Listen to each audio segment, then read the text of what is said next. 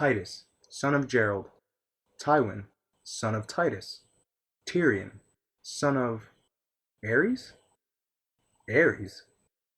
Recently, there has been a growing debate regarding a certain fan theory in which people claim Tyrion Lannister is secretly a Targaryen bastard, that Mad King Aerys sired Tyrion with Joanna Lannister. If this fan theory is correct, not only is Aerys Tyrion's real father, but this also makes Rhaegar his elder brother, along with Viserys and Dany being his younger siblings. This also means, as Aerys' last surviving male heir, he has a claim to the Iron Throne, and more so than Dany. Is it possible that Tyrion isn't a golden lion, but in reality, a badass golden dragon? Well, after weeks of researching the source material, I, Sir Ryan of the House Vine, have come to a conclusion that in the case of Tyrion Lannister, Aerys, you are not the father. However, in the case of the twins Jaime and Cersei, you might be. Right now you're probably asking, so where's the evidence? Well, how's this for evidence? George R. R. Martin straight tells us in A Feast for Crows, Jaime chapter 5. Every little girl needs a big brother to protect her. Tywin was big even when he was little. Who will protect us now? He left the sun. Aye, he did. That is what I fear the most, in truth. Why should you fear? Jaime, sweetling, I have known you since you were a babe at Joanna's breast. You smile like Garion, you fight like Tig, and there's some of Kevin in you, else you would not wear that cloak. But Tyrion is Tywin's son, not you. I said so once to your father's face, and he would not speak to me for half a year. Men are such thundering great fools.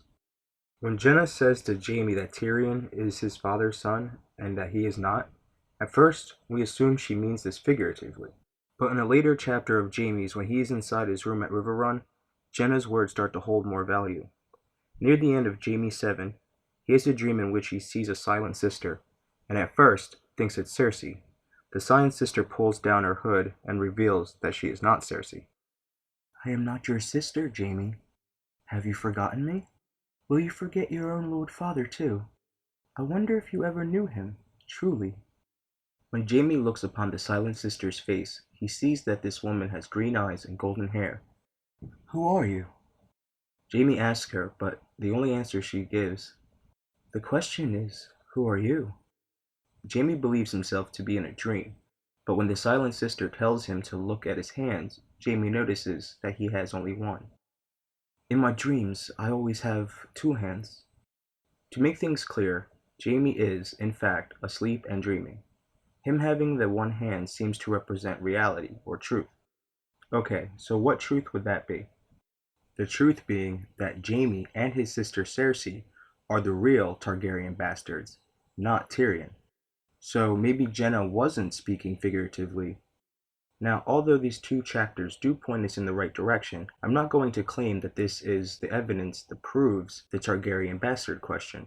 For us to do that, we have to go to George R. R. Martin's The World of Ice and Fire, specifically the Targaryen King section, where we read about Aerys II, the Mad King, and also the chapters about Casterly Rock and the Lannisters. Before we get into that, I want to point out that The World of Ice and Fire is written by a maester. So this book is basically a history book within their world, something that the average lord would read. Now everyone knows that history is written by the penholder, and this is abundantly clear when we get to Aerys II in The Reign of the Dragons. Every king before Aerys, it's essentially about them and their immediate family. But when we get to the Mad King section, it almost turns into a chapter about Tywin, because he's constantly referenced.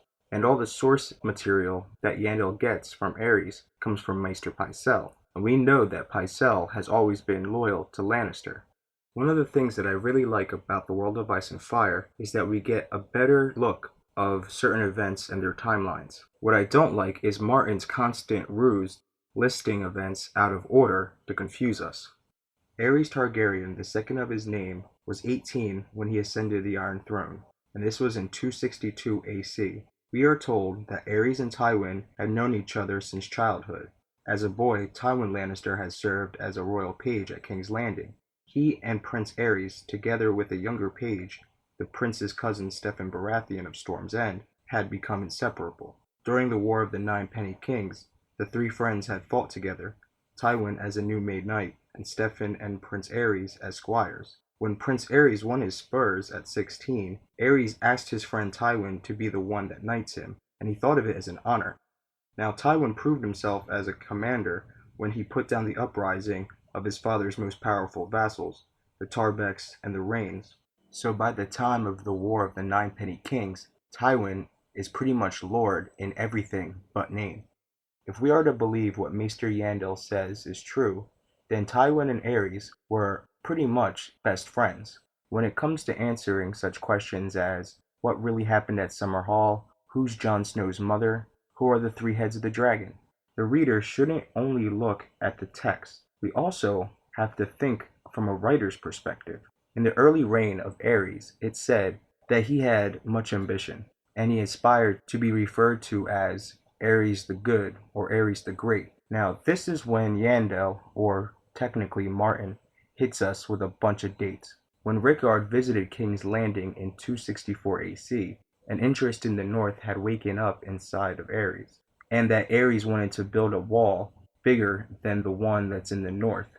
In 265 AC, he wanted to build a new city near the south bank of the Blackwater Rush. In 267 AC, after a dispute with the Iron Bank, he wanted to raise an army and bring the Great Titan down. And then in 270 AC, he proclaimed that he would make the Dornish deserts bloom. Now, although nothing came of any of these ambitions, if you notice, the Western lands and the Stormlands were not brought up. The reason that Aerys shows no interest in either of these two countries is because why would he mingle in the affairs of his cousin and his best friend? Aerys made Tywin hand to the king.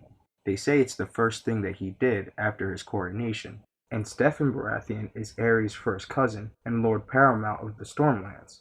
After Maester Yandel finishes with the topic of their friendship, he points out that their friendship was very unlikely. Personally, I find it odd that Yandel decided to make this statement after discussing their camaraderie at great length. As a historian, would it not make more sense to make this claim prior to the telling of their friendship, revealing that even people with adverse personalities can still become close allies? The fact is, Aerys named him Hand, the king's most trusted advisor and the second strongest person in the kingdom. If the king is Tony Soprano, then the Hand is Silvio Dante. Although there have been untrustworthy hands in the past, the position itself is meant for one who the king can rely on the most. You know who else made for an unlikely partnership? King Robert and Ned Stark. They were BFFs. So, what is the thing that could have caused these two friends, such as Aerys and Tywin, to become such potential enemies?